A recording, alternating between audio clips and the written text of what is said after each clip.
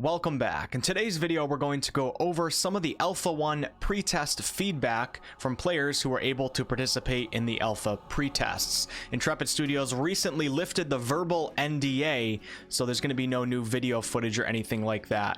And we get to read a bit about where the game kind of stands as of now. Now, it's important to keep in mind that these are alpha pretests.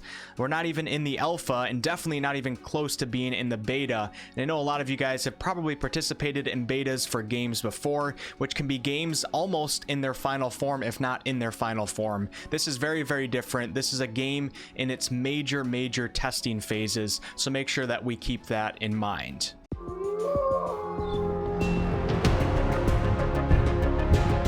So since the verbal NDA was just recently lifted, there's not a whole ton of feedback out there, but I did find a great post over on Reddit by Sanic Explosion talking about his May 14th through 16th pre-Alpha 1 experience. And Sanic even included an extensive Google Doc of his experience, which I thought was really cool. And if you're able to provide feedback like this as an alpha tester, you're only going to help the game in the long run. Sanic got into the download install process, client performance, and as you guys can see here, FPS is an issue with this game right now, but I wouldn't be too worried with an MMO coming out in 2022, 23, maybe even 24.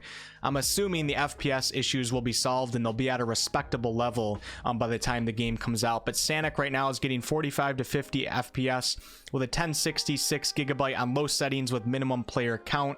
Obviously his computer is going to be different than other people's, so there's a lot of factors that come into this, but something to keep in mind. And we can also reference back to these numbers as the testing goes on. Sanic also got into animations, general bugs, quest bugs. I'll leave a link to this below in the video description, guys, if you want to check it out. And also talked about each individual ability from the tank class and also the mage class. For example, the onslaught ability charges into enemies, causing knockdowns. It's a tab targeting ability.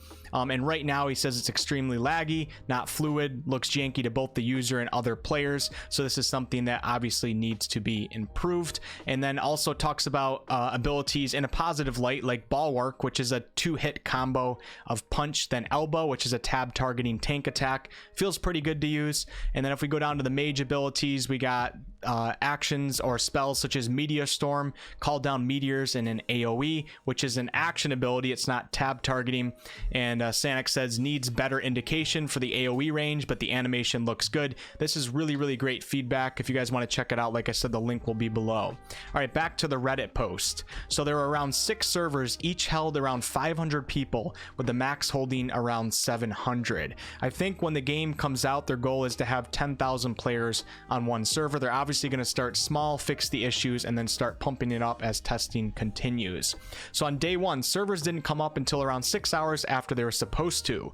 I just spent the day getting a feel for the controls and walking around the map looking for visual bugs. The day ended a bit promptly as there were serious rubber banding issues. So rubber banding, for those of you that might not be familiar, is basically when your character or someone else on the server, you see them standing in one spot or running, and then all of a sudden they teleport a little bit ahead of time as they try to catch up to the actual server. It's an issue that needs to be solved because rubber banding can make games unplayable, and I'm sure it will be solved. And it seems like the devs are able to locate these issues and are working on improvements that are somewhat successful at this time.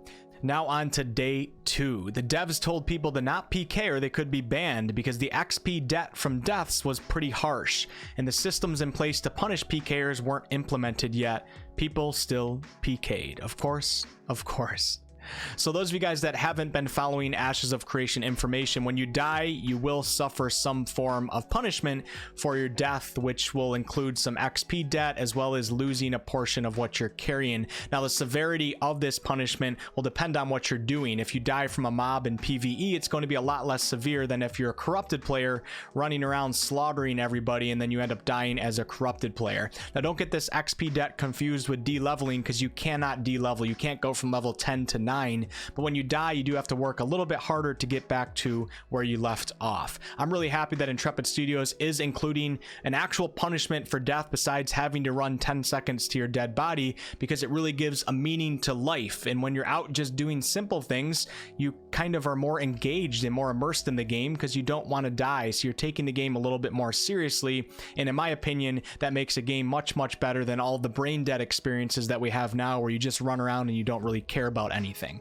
Now, there has to be a legit debate and a lot of testing over the severity of these punishments. It'll be interesting to see how that plays out over the next couple months. Much less lag than the previous day, so we're seeing improvements day by day in these pre-alpha tests. And I played a bit more seriously with my guild and got to level 6 as a tank by doing some quests. We also gathered some harvestables. There will be a base form of crafting in the game for the alpha, and searched around the map. There was still some rubber banding as the nodes started getting developed, but it was able to be temporarily resolved. So it seems like the devs are really focusing in on fixing these rubber banding issues. All right, now on to day 3. I started a new character because I wanted to try out Mage. Right now in the alpha pretests, Sanic says there's only 3 classes, Mage, Tank, and Cleric, and each of them have 9 abilities. When the alpha comes out, I can't remember if we're getting access to all of them, but we should have access to more than that, at least at some point. I got to around level 6 again and went to a village node on my server where there was an election happening.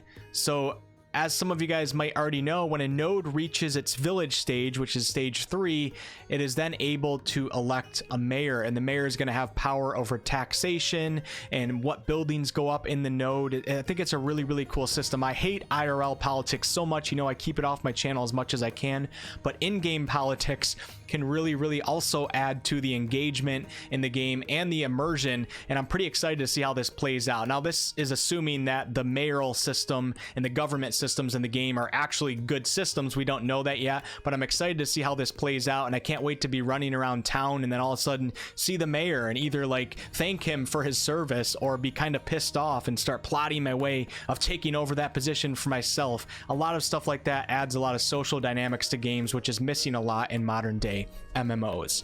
The mayor then started the construction of some buildings such as an armory and some NPC shops. We ended the day with Steven force leveling us all to 15 and having us fight the dragons in the siege area.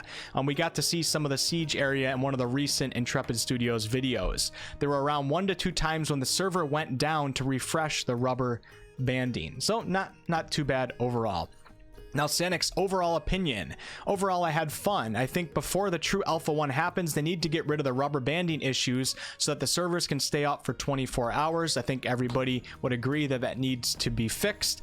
I also think the crafting and mayoral bugs need to be prioritized to give players enough content over the period of a month. So this is important to take note of. Now, this is Sanic's opinion, of course, but the alpha is not the full game experience. You're playing the alpha to participate in testing, so there's going to be a ton of missing content, and some of you guys might find yourself getting bored really fast. And Sanic's saying that if they can touch up the crafting, the base crafting and the mayor system and fix the bugs, then players will have a lot more to do. So keep this in mind. To participate in the Alpha 1, it's very expensive. I think, in fact, that most people shouldn't be participating in it. Wait until a future test that's more affordable, or one that you actually get into, because I don't think it's for everyone. And try to get over your FOMO, your fear of missing out. I know it's hard to do that, but try to do it. I think 99% of people should not be buying themselves into the Alpha 1, to be honest with you. Additionally, I think the siege mechanic will be cool when it comes out, but the FPS drops I experienced in that area would make it difficult to enjoy. So with his rig, the FPS needs to be fixed, or he's not going to be able to enjoy it. These are pretty typical alpha test, pre-alpha test issues, so I'm not too worried. I'm happy that the feedback is being provided, though. Optimization might be necessary before that can be implemented. Additionally, the combat felt a bit clunky, so this is actually a common complaint right now, but Intrepid Studios is going to overhaul the combat, and apparently they have a system almost ready to be implemented, which might be in the next alpha pre-test and should be in the Alpha 1. So we don't want to get too much into the combat, but we definitely want to keep an eye on it and make sure that the new system does improve upon what people like Sanic are talking about. And the temporary implementation of the skill tree wasn't very good. I'm not too worried about the skill trees right now because I'm sure it's very incomplete.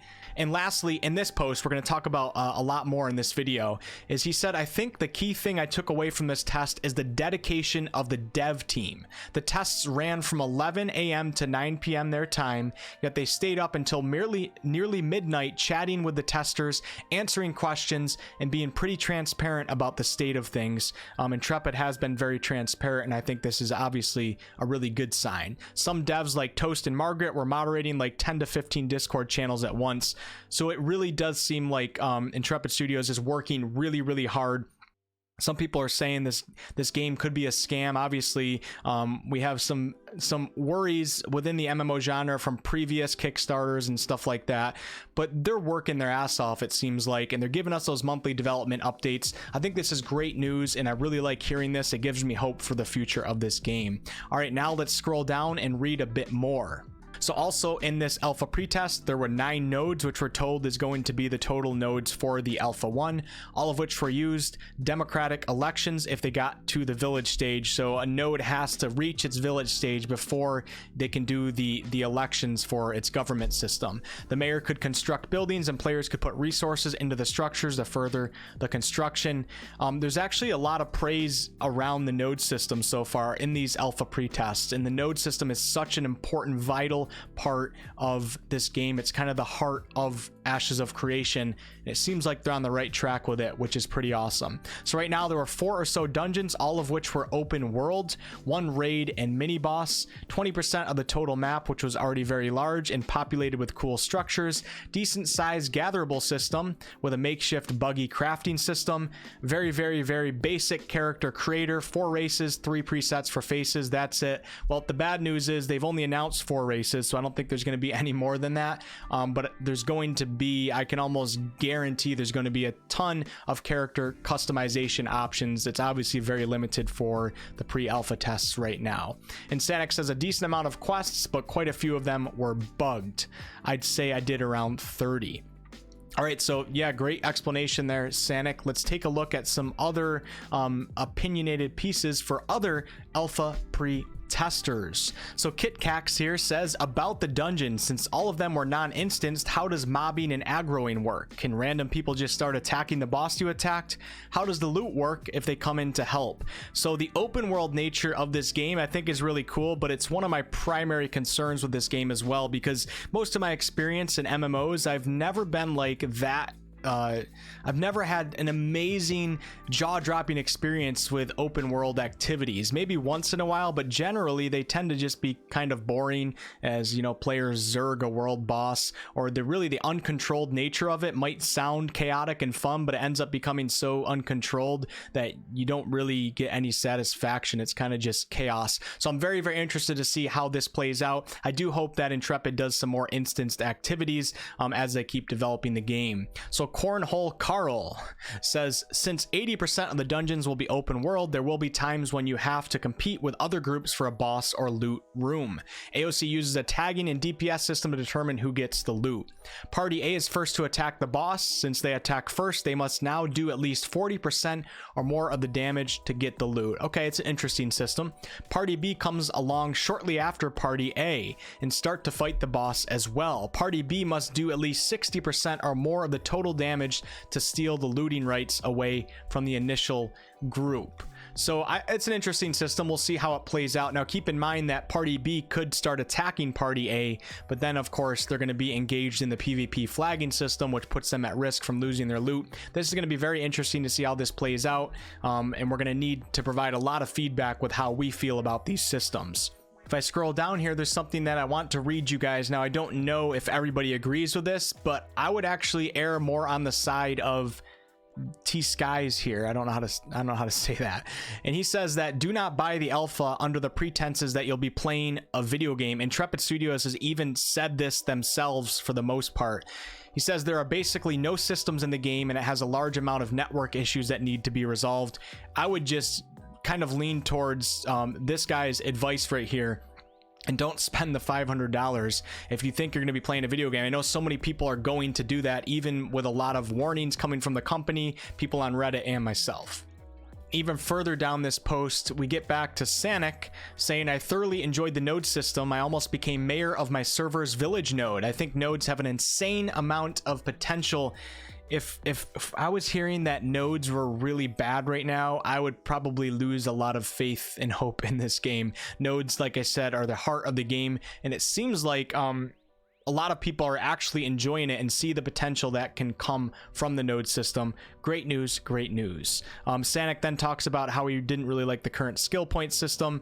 We'll see how all that plays out. Now, if we go a little bit lower, Trask says combat is not good at the moment, but it's not what the test was for, which is true. Also, take anything I say with a grain of salt, since the combat system is not in yet. He's basically just referring to the overhaul that's coming to the combat system that should be taking place fairly soon. Trask says the animations are off overall. Auto attacks lock you in place. Abilities don't always work. So just pretty, I would say pretty normal pre-alpha stuff. Movement is off since it seems they have an acceleration set into movement, which makes it feel like you're on skates sometimes. So this will be feedback that if a lot of people agree, we have to make sure that we vocalize it. All right, if we scroll down now, let's take a look at a couple more. We have a player right here who also did not like the combat system. So I've seen this multiple times now. I haven't really seen anybody say that they absolutely loved it. I guess I'll just say it again, even though I've been repeating it a million times, but the new combat system is going to be coming soon. But we have to make sure that we get a good combat system for this game. Otherwise, it's not going to be a good game. It's as simple as that.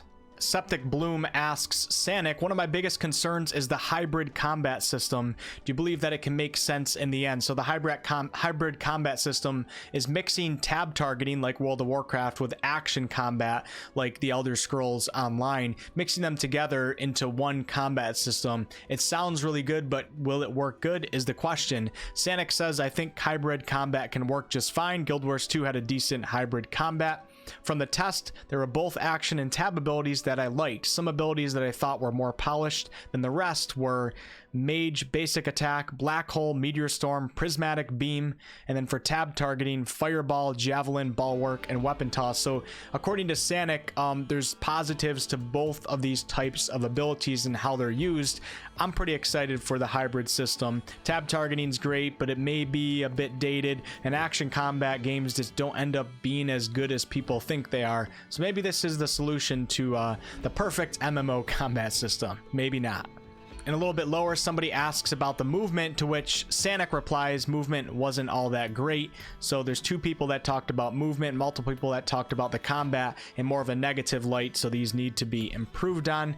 And the last thing I want to read to you guys, I'm going back up to a previous comment that I already talked a little bit about. And this player says, I did enjoy mage combat and I really enjoyed killing people to take the resources they had farmed from killing mobs themselves. Seeing a guy out farming mobs and being able to take those drops from him was just raw and really fun. So I really like hearing this because this is going to be a part of the game, and having a player here who kind of gave some negative criticisms say that they really enjoyed this aspect of the game is really good news. He also says, I hope that this system isn't too hardcore, because to me that's something I think a lot of MMOs miss out on. Risk and reward is fun and good, and I agree 100%. Too many MMOs forget about the risk aspects and they just become those mediocre, boring experiences. The real debate here is going to be over how much that a player will lose when they're killed. So if you have players that, we'll just say 50% of the Ashes players are players that don't love PvP, but they're okay with it. If they go out and they lose everything every time they try to farm, everybody's going to quit, and there's only going to be a real small number left of players playing Ashes, and the hardcore people might go, cool, leave, play a different game. Well, you're not going to have anybody supporting the game anymore, and it's not going to be nearly as big as it could have been. So I think finding the true balance here as to the punishment when you die is going to be the key to success for this game's open world PvP nature. I'm excited to see how it plays out. I hope that they keep the risk versus reward mentality, but find a way to balance it for that smaller spectrum of fans that we talked about earlier, smaller spectrum of MMO players, not the entire scale, a little bit smaller of a scale, making sure that it works for everybody within that scale. I'm excited.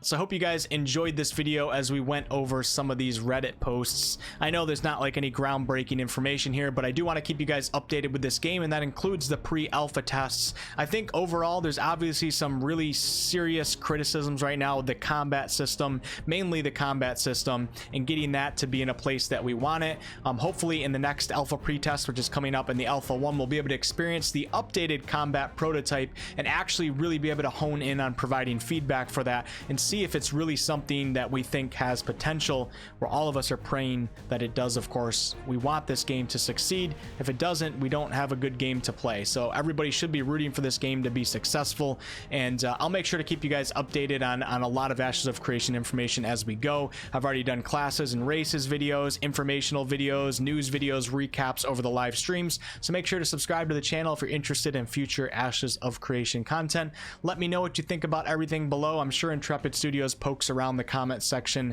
on YouTube videos going over their game. Thanks a lot, guys.